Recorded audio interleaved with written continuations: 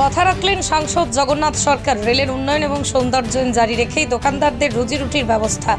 সম্প্রতি অমৃত ভারত প্রকল্পের অন্তর্ভুক্তে সারা দেশের সাথে এই রাজ্যের নদিয়ার শান্তিপুরেও রেল স্টেশনে আমূল সংস্কার হতে চলেছে।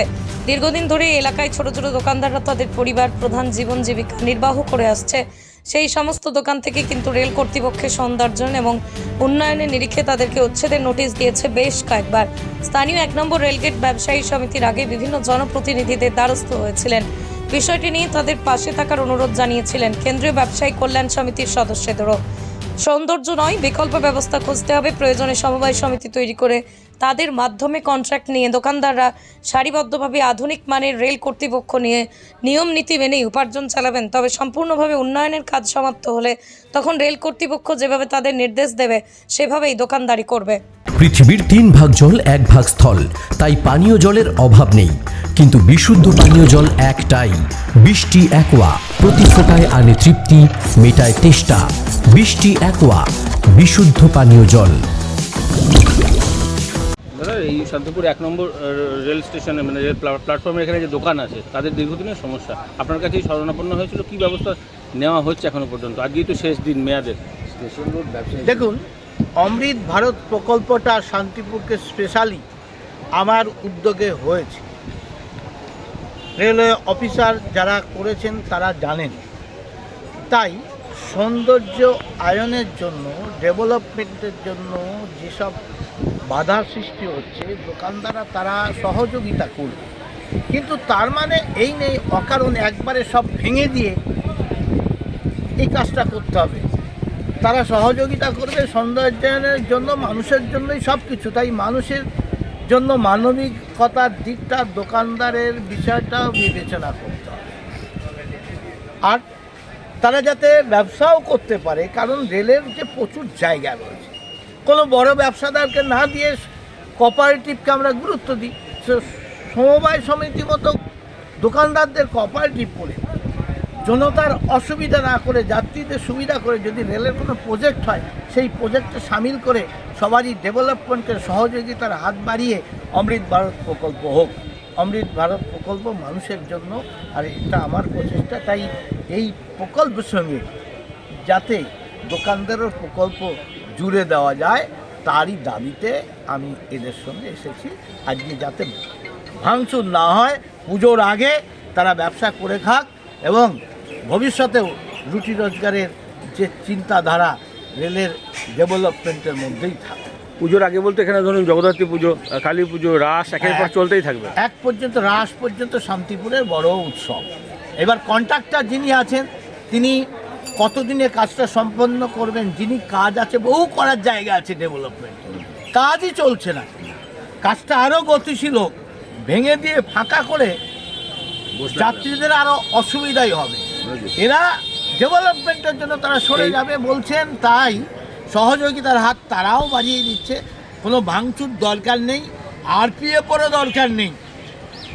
তারা অকারণ খরচা করে সরকারি ব্যয় করে আসার দরকার নেই। আমি দায়িত্ব নিচ্ছি, দোকানদাররা সহযোগিতা করবে এবং তাদের চিন্তা ভাবনা নিজেরাই চলবে। এক্ষেত্রে একটা জিনিস দেখা যাচ্ছে যে পরিমাণ জায়গা আছে সেই জায়গায় এক পাশে যদি রেখে তাদেরকে অন্য পাশে কনস্ট্রাকশন হলো, তারপরে তাদেরকে একটা পার্মানেন্ট জায়গা দেওয়া হলো পুনর্বাসনের, এইরকম কোনো কথা আলোচনা হয়েছে কি? আমি শুধু এক পাশে তো আপাতত বসানোর জন্য তাদের করতে হবে।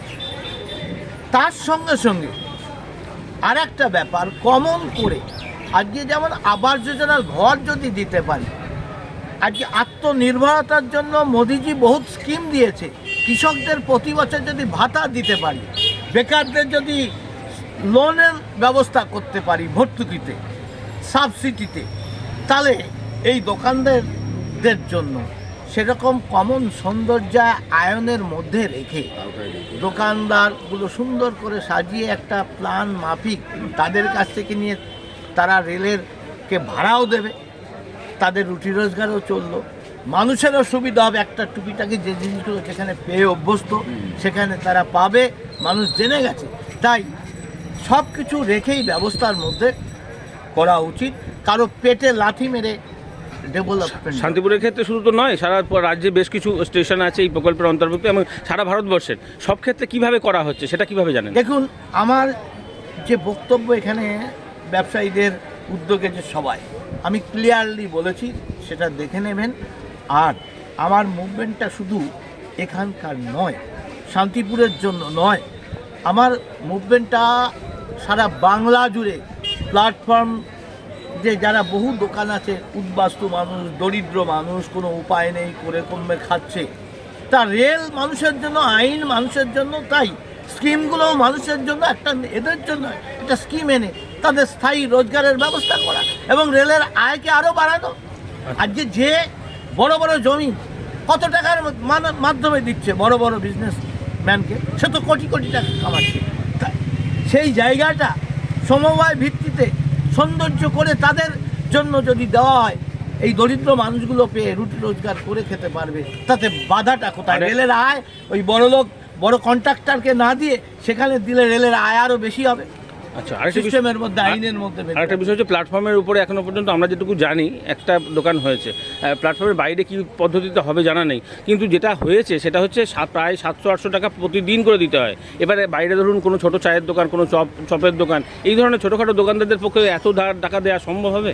দেখুন, এখানে রেলের নির্ধারিত কোনো মূল্য নাই, ওগুলো যেটুকু হয় জিএম পোর্টালের মাধ্যমে হয়। সে কে কিভাবে দেবে, কত দেবে, তার ব্যাপার, টেন্ডার ডেকে নিয়েছে, তার সঙ্গে এই দোকানদার কোনো সম্পর্ক নেই। আজকে যখন কোনো রেল প্রকল্পের জায়গা কন্ট্রাক্ট নিয়ে বড় ব্যবসাদার ব্যবসা করে খায়, সেখানে কি এরকম হয়? সেখানে একটা টেন্ডার ডাকা হয়, দরিদ্র মানুষ সবাই এখানে যেতে পারে না, কোটি কোটি টাকার মালিকরা পায়। তাই এখানে নির্দিষ্ট একটা রেট নির্ণয় করে, স্কোয়ার ফিট অনুসারে যদি একটা রেট নির্ণয় করে দোকানদারদের ঘর করে দিয়ে, আবাস যোজনার ঘর যেমন দোকানদারদের জন্য আত্মনির্ভরতার স্কিম করে রেল একটা স্কিম বের করতে পারে, সরকার তাকে সহযোগিতা করবে। মোদিজি এত স্কিম চালাতে পারে, এটা পারবে না? এটাও পারবে। তাই সেই স্কিমটা হওয়া দরকার এবং সমস্যা সমাধান। এখান থেকে একটা কথা বলি, যেটা এই সময় হয়তো অপ্রাসঙ্গিক হতে পারে, কিন্তু বিরোধীরা জানেন সবসময় বিরোধিতা করে। তারা বলছে যে এইটা ব্যালেন্স করতে জগন্নাথ সরকার মূলত এতগুলো লোক দেখে সেখানে এসছে। আর আমাদের প্রশ্ন হচ্ছে যে প্রকৃতপক্ষে সত্যি তো তাই, রেল মানে কেন্দ্রীয় দপ্তরের অধীনে, এবং আপনি বিজেপির সাংসদ, সেক্ষেত্রে আপনি কি এটা করছেন, এটা ক্ষেত্রে আপনার কোনো সমস্যা?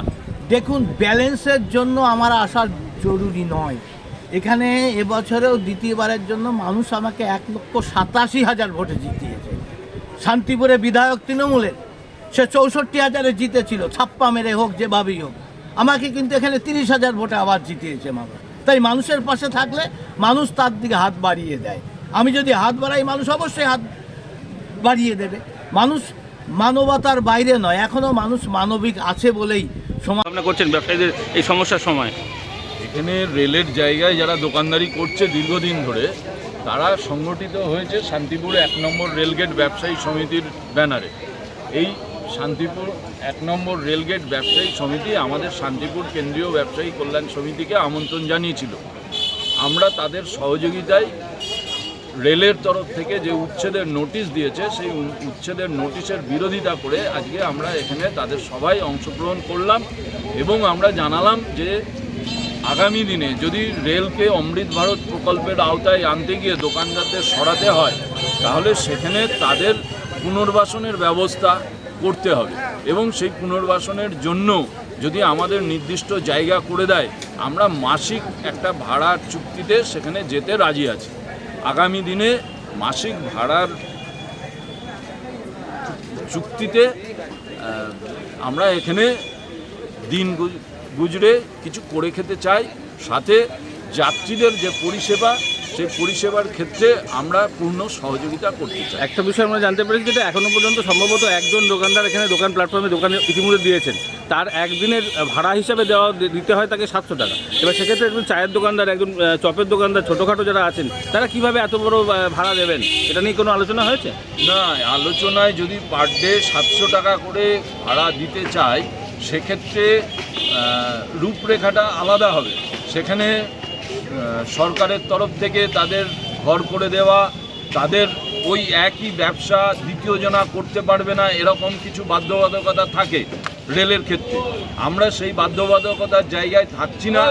রেলের কাজের পরে যে অবশিষ্ট অংশ, সেই অংশে যেমন আমরা বিচ্ছিন্নভাবে ছোট দোকান চালাচ্ছিলাম, সেইভাবেই আমরা দোকান চালাতে চাইছি। সেক্ষেত্রে ভাড়ার বিষয়ে আমাদের সঙ্গে কথা বললে আমরা আলোচনার ভিত্তিতে আমরাও আমাদের প্রস্তাব দেব, সেই প্রস্তাবের পক্ষে বিপক্ষে কথা আলোচনা করে নির্দিষ্ট আরেকটি বিষয় হচ্ছে ওনাদের যে বিষয়গুলো সেগুলো ওনারা বৃহৎ পরিসরে যেতে পারছেন না হয়তো, তাই জন্য আপনাদের শরণাপন্ন হয়েছেন, কারণ আপনারা ব্যবসায়ী সংগঠন, বিভিন্ন জায়গায় যোগাযোগ। তো আপনারা কি তাদের দাবি দাবা তুলে ধরতে পেরেছেন, অথবা সেখানকার পুনর্বাসন কিভাবে হবে সেই সম্পর্কিত কিছু তথ্য ওনাদেরকে দিতে পেরেছেন? না, আমাদের এইখানকার যে ব্যবসায়ীরা ছিল তারা বিচ্ছিন্নভাবে ছিল, সংঘবদ্ধ ছিল না।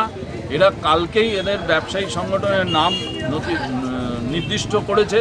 যেমন একটা শিশু জন্মালে প্রথমে বিভিন্ন নামে বিভিন্ন জনা বিভিন্ন কাজকর্ম আদর করে, বাবু সোনা ইত্যাদি বলে ডাকে, পরবর্তীতে একটা নাম ঠিক হয়। সেই নামটা ওরা ঠিক করেছে গতকাল ওরা এই শান্তিপুর 1 নম্বর রেলগেট ব্যবসায়ী নাম অন্তর্ভুক্ত হয়েছে।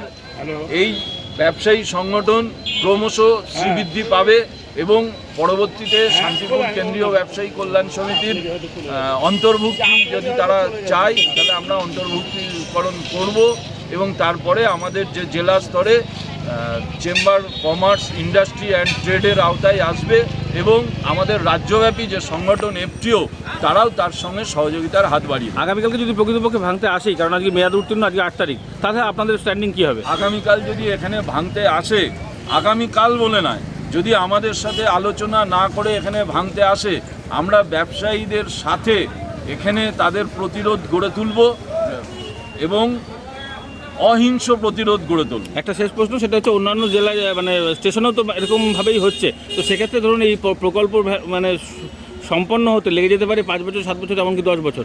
এই 10 বছর ধরে তারা খাবেন কি? তাদের কি আলাদা কোনো জায়গায় করা যায় কিনা, আপাতত টেম্পোরারি এরকম কিছু আলোচনা বা নজির আছে? দাবিটাই করেছি, সেই জন্যই আমরা আলোচনা চাইছি। যখন ওরা কাজ শুরু করবে, সেই শুরু করার পর থেকে শেষ হওয়া পর্যন্ত আমরা যে রেলের যে জায়গাটা প্রয়োজন সেই জায়গার পরেও তো কিছু অবশিষ্ট জায়গা থাকবে, সেই জায়গায় আমরা যেভাবে নিজেদের ছাউনিতে আমরা করে খাচ্ছি সেইভাবেই আমরা করে খেতে চাই। তো সেক্ষেত্রে আপনারা মানে কোনো রকম ব্যাঘাত কিছু বা এই ধরনের কোনো অবস্ট্রাকশন কিছু আসবে না? উন্নয়নের কোনো ব্যাঘাত আমাদের নেই, আমরা উন্নয়নকে কোনো রকমভাবে ব্যাঘাত ঘটাতে চাইছি না, কিন্তু আমরা বলছি উন্নয়নের একটা পার্ট হচ্ছি আমরা। এই সময় জনপ্রতিনিধি হিসাবে সকলের কাছে নিশ্চয়ই জানিয়েছেন, কাকে কাকে পাশে পেয়েছেন আর কার কাছে গিয়েছিলেন? যেহেতু এটা রেল যেহেতু কেন্দ্রীয় সরকারের প্রকল্প, এই ব্যবসায়ী সমিতি থেকে আমাদের এখানকার সাংসদ তিনি কেন্দ্রের অংশ, সেই জন্য তার কাছে এরা জানিয়েছে এবং তিনি এখানে আমাদের সভা চলাকালীন তিনি বলেছেন যে আমি কলকাতার ধর্ণা মঞ্চে আছি, সেই জন্যে এখানে তার মোবাইলে সংযোগ করে উনি কিছু বার্তা দিয়েছেন এবং বলেছেন আগামীকাল সকাল 8টায় উনি এখানে উপস্থিত হয়ে এদের সাথে বসে কথাবার্তা বলবেন এবং এদের সম্পূর্ণভাবে সহযোগিতা করবেন। আপনার নাম পরিচয়? বাপ্পা রায়, শান্তিপুর কেন্দ্রীয় ব্যবসায়ী কল্যাণ সমিতির সভাপতি। 15ই সেপ্টেম্বর আনুষ্ঠানিক উদ্বোধন। পোশাকে স্বাদ ও সাধ্যের হবে স্বপ্নপূরণ। সর্বভারতীয় শাড়ি ও রেডিমেড পোশাকে সবার মাঝে স্বাদ পূরণ। ইউনিট অফ আদি লোকনাথ টেক্সটাইল, কাঁঠালপুলি রোড, সিংহাট মোড়, চাকদহ।